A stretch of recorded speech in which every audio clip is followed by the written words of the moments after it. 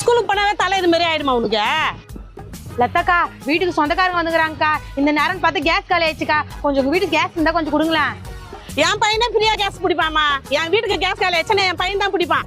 என்னக்கா சொல்ற? ஃப்ரீயா கேஸ் பிடிப்பாரா? ஆமாமா, நீ வீட்டுக்கு போய் சிலிண்டர் எடுத்து வெளியே வை. என் பையன் வந்து கேஸ் பிடிச்சு கொடுப்பான். சரிக்கா. அக்கா கேஸ் பிடிங்கன்னு சொன்னியா?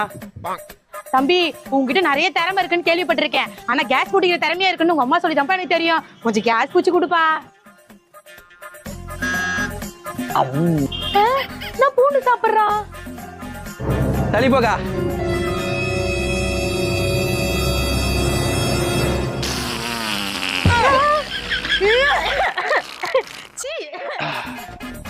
இயற்கை எரிவாயு பயோகேஸ்ன்னு சொல்லுவாங்க. சும்மா கப கபன்னு எரியும். யூஸ் பண்ணுங்க. இது நான் கேஸ்ல புதுசா இருக்குது.